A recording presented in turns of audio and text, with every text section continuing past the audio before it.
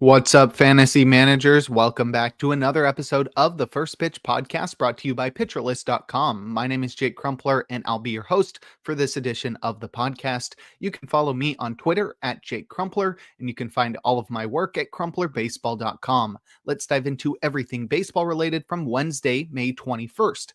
We'll start it off as always with the transactions, injuries, news, and notes from around the league. We're lucky that we have just one IL placement, but it's outfielder Dylan Cruz, who was placed on the 10-day IL with an oblique strain. The severity of that strain is unknown, but oblique strains are usually something that keep players out for a few weeks. Ian Happ sort of tested that notion by returning in just 7 days yesterday, but I'd expect Cruz to be out for at least a couple weeks. Very unfortunate. In a corresponding move, though, top prospect Robert Hassel III was promoted from the minors. He played center field in his debut with Jacob Young dealing with a minor injury, but I'd expect Hassel to take over for Cruz in right field moving forward. And yesterday, I was a little bit confused about why Hassel was getting the promotion, but with Cruz going on the IL, it makes sense. They're going to need some help in the outfield. Before, Hassel had no path to playing time, so I had no clue why they'd be calling him up. This makes a lot more sense. In terms of transactions, starting pitcher Mike Burrows is expected to be recalled from the minors to start today versus the Brewers. This is the Pirates' number 15 prospect. It won't be his MLB debut, but it will be his first career start. Burrows, a 25-year-old lefty at AAA, pitched to a 2.51 ERA with a 1.05 whip and a 31.5% strikeout rate in 8 appearances, which included 7 starts. So there's a possibility he parlays that success in AAA to the majors. Next, we have starting pitcher Chase Petty, who was unable to parlay his AAA success to the majors as he was optioned to the minors as he really struggled in his first taste of the majors. Petty, in his first 2 career starts, recorded, you're not going to believe this, I couldn't, that's why I paused, a 21.94 ERA and a 3.94 whip. Wow. Not great. His stuff looked electric though, and Petty will be back at some point. It looks like the Reds are going to deploy a 4-man rotation because they have 2 days off over the next week. So we are likely to not see a corresponding move in the rotation to replace Petty. In terms of news, starting pitcher Justin Verlander is expected to be placed on the 15-day IL with pec soreness. I'd expect one of Jordan Hicks or Kyle Harrison to shift from the bullpen to the rotation to replace Verlander, but they've got plenty of young starters in the minor leagues as well. That's the Giants and Verlander heading to the IL today. Next, we have starting pitcher George Kirby, who is expected to be activated from the 15-day IL to make his season debut today in Houston. Kirby has been out all year with shoulder inflammation, and I'd be activating him everywhere, and he's a must roster in every league, one of the top pitchers in baseball. And speaking of, starting pitcher Jared Jones is expected to undergo season-ending elbow surgery. Super unfortunate. You can drop him now. I've been holding him in plenty leagues, hoping for a midseason return from the electric right-hander, but Jared Jones set to undergo season-ending elbow surgery. We won't see him until next year. I'd expect it to be sometime in the middle of that season as well. So very unfortunate there for the Pirates, but luckily they've got plenty of pitching talent with Paul Skeens and now Mike Burrows coming to help. Now we can take a look at some of the notable performances from Wednesday, a day in which we had 15 games on the slate. Don't let that fool you. One of them was a resumed game, the Guardians and the Twins, and another one was postponed as the Braves and the Nationals will make up that game, I'm pretty sure, in September. Now we'll look at our hitters, leading off with outfielder Nathan Lukes, who helped the Blue Jays to a win versus the Padres, going 3 for 4 with a pair of runs, a home run, and a pair of RBIs. He's up to 4 homers on the year now, and this one traveled 373 feet at 103 miles per hour. And Lukes is getting an extended shot for the first time in his career at 30 years old. He's on the strong side of a left field platoon, but he's batting at the bottom of the order. So far, he's displayed incredible plate discipline, which is carried over from what he's done in the minor leagues and what he did in his brief stint in the majors last year that I think was around 22 games. He's around 32 games so far this year, but the plate discipline has been on fleek. Do people still say that anymore? Wow, that was a callback. He's got 11 walks to 13 strikeouts on the year. That's Nathan Lukes, and his contact skills have been incredible. 93% zone contact rate suggests Lukes is above average. at making contact, but he's been pretty unlucky in the BABIP department, and StatCast suggests that rather than batting 266, Luke should be batting closer to 290. He's got decent but not exceptional power, so he probably is somebody who maxes out at 15, which I think makes Nathan Lukes a decent option in deep leagues with 5 outfielders. Now we'll take a look at first baseman Nick Kurtz, who did all he could, but the A's lost to the Angels. He went 2 for 5 with 2 runs, a pair of home runs, and 3 runs batted in. He's up to 4 homers now. The first one traveled 435 feet at 107 miles per hour, and the second one went 430 feet at 105 miles per hour. Nick Kurtz got off to a slow start, but has now homered 3 times in the past 2 days. And Kurtz has struggled immensely with strikeouts this year, entering Wednesday with a 35% strikeout rate. And honestly, there's a lot more swing and miss in his game than I thought. He didn't strike out a lot in the minors, and so I expected him to come up and really just hit the ground running. But outside of this recent outburst, it's been really tough sledding for Nick Kurtz, 698 OPS on the season. But this outburst is somewhat promising and hopefully is suggestive of a tangible change in Kurtz's approach. But for me, those strikeouts are too much to stomach. And if he doesn't start cutting back on them soon, I'm probably cutting bait everywhere. Next, we have outfielder Leody Taveras, who helped the Mariners to win on the south side of Chicago, going 2 for 4 with 2 runs, a home run, 2 RBIs, and a steal to complete the combo meal. He's up to 2 homers and 8 steals on the season now. His homer traveled 391 feet at 103 miles per hour. And after a breakout 2023, Taveras took a step back last year and struggled to begin this year, leading to an early season trade from the Rangers to the Mariners, where he struggled even more. Entering Wednesday, Taveras was batting just 150 with a 39% strikeout rate since landing in Seattle. But he showed he's still capable of tapping into his power speed potential every once in a while with the combo meal yesterday. The Mariners are giving Taveras an everyday shot in right field, and I wonder how long that lasts with how he's performing.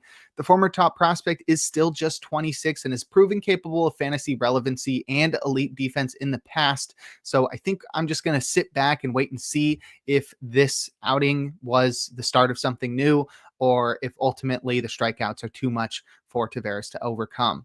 But if you'd like a breakdown of other notable hitting performances from Wednesday, check out the Daily Batters Box article over on PitcherList.com. Now we'll head to the mound and check out some notable starting pitching performances, opening with Ryan Yarbrough, who usually has an opener, as he helped the Yankees to win versus the Rangers, tossing 5 innings, allowing 3 hits and 1 run, while walking nobody and striking out 8. He induced 14 whiffs with 43% CSW across 81 pitches, and that 43% CSW led baseball to earn Yarbrough the King Cole on Wednesday. The 8 strikeouts are also his most strikeouts in a game since July 2022, and Yarbrough's currently sporting the highest strikeout rate of his career at 23%. Yarbrough faced a righty-heavy lineup on Wednesday against the Rangers, filling up the zone with 83-mile-per-hour cutters for 10 called strikes and 50% CSW, and tunneling his sinker off of them as they nailed the outside edge for 47% CSW. Yarbrough then kept his changeups below the zone for 6 whiffs and 42% CSW, and even incorporated sweepers for 40% CSW as well. Huge day for Yarbrough. That sweeper actually is a new pitch for him this year, replacing his curveball of old, and it actually gives him a legit offering for whiffs against lefties, sort of supporting that higher strikeout rate and the career high strikeout rate that we've seen from Yarbrough on the season. And I don't think this version of Yarbrough is that much different from the old version, but with the great win chance pitching for the Yankees and this new strikeout ceiling that he's displayed, I think we can start trusting Yarbrough more as a streamer, like his next outing in LA against the Angels. Next, we have Gavin Williams, who helped the Guardians to win in Minnesota, tossing 6 innings, allowing 2 hits and 1 earned run, while walking 2 and striking out 6. He induced 13 whiffs with 30% CSW across 98 pitches, and he finally did it. The man threw 22 cutters as his second most used offering, and while they weren't overly impressive at just 59% strikes and 18% CSW, it really doesn't matter because it worked, and they set up Williams' fastball for a huge day at 54% usage. The heater induced 10 whiffs and 36% CSW, while his sweeper joined the party as a strike offering and induced a trio of whiffs along the way. His curve took a back seat for the day, and it's a little bit worrying to see Williams down a tick and a half on his heater, but that cutter usage has got me in the clouds. I think I can ignore it for now. It's what we've been asking for all year. That cutter is a pitch that will help him earn strikes, keeping Williams in at bats and helping him when one of his other offerings is unable to show up on a day or isn't able to earn strikes.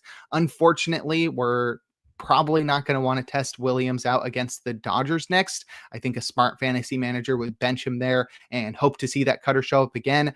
I, for one, am sometimes not a smart fantasy manager and will probably start him anyway.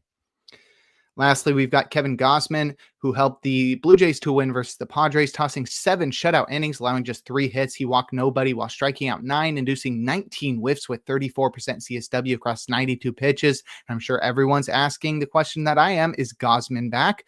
Well, he went almost exclusively splitter fastball in this one. I think he threw just 2 sliders. Both pitches were electric, though, as the splitter induced a whopping 13 whiffs as it lived below the zone, while his heater induced 6 more whiffs as he kept it arm side to lefties and either went upstairs or downstairs to tunnel with the splitter against righties. Few pitchers can survive as a 2-pitch pitcher, especially when one of those is a splitter, and that inherent inconsistency makes Gausman a textbook cherry bomb, and we got a taste of the sweet cherry flavor on Wednesday, but on any given night, Gausman could explode. He gets the Rangers in Texas next, and you might as well flip the coin on that one after the success he found on Wednesday. But if you'd like a breakdown of every single start from Wednesday, give the Plus Pitch podcast a listen and check out Nick's daily SP roundup over on pitcherlist.com. Now we'll head to the bullpen and check out the relievers that got saves and the closers that pitched outside of save situations or blew their saves. Starting with the former, Dennis Santana recorded his 5th save with a perfect 9th. Don't worry, I'm still in Don Kelly's ear. David Bednar had pitched on back-to-back days. I predicted this. Go back and listen to yesterday's podcast. Next, we've got Tanner Scott, who recorded his 10th save with the perfect 9th. Pretty impressive that he's already up to double digits with the way that the Dodgers have used their relievers in the years past. I wouldn't have expected Scott to get to double digits this fast, but there we go. He's on pace for more than 30 saves. Next, we've got Daniel Palencia, who recorded his first save of the season with a perfect 9th. I said a couple days ago that Palencia is my favorite to take over for the 9th inning for the Cubs with Porter Hodge on the IL and Ryan Presley on timeout. And here we go. Some confirmation there. I think I'd be picking up Palencia in a lot of leagues if you're desperate for saves until Porter Hodge returns. And lastly, Andres Munoz recorded his MLB leading 16th save with a scoreless 9th. And in terms of closers to pitch outside of save situations or blow their saves, Edwin Diaz pitched a hitless 9th, up by 4 after the Mets put up an insurance run in the top half. Luke Weaver pitched a perfect 9th in a tie game before Jason Dominguez walked it off in the 9th inning, handing Luke Jackson his 4th loss and 2nd blown save. It's been a rough season from Jackson. I'd be really surprised if he is the next Rangers pitcher to get a save. Pete Fairbanks pitched a scoreless 9th, up by 4. The Rays put up 3 insurance runs in the 9th, so that explains that one. Yohan Duran pitched in that resume game. The Twins tried to push Joe Ryan to finish off the final few innings of that game. And then Yohan Duran was called upon when Ryan got into trouble in the 9th, but he allowed 3 runs to score, blowing his first save before closing out the inning. And then the Twins walked it off in the bottom half to net Duran his 2nd win of the season. Trevor McGill pitched the 10th and allowed the zombie runner to score, and the Brewers would go on to lose that one in 11. Felix Bautista pitched the 9th in that one and allowed a run to blow his first save. And lastly, Emmanuel Clase pitched the scoreless 9th with a 4-run lead because the Guardians put up 2 insurance runs in the top half. But if you'd like more information on relievers, check out Rick Graham's weekly articles and tune in live to the In the Pen podcast tomorrow night. And before we look forward to today's games, we're going to take a quick break.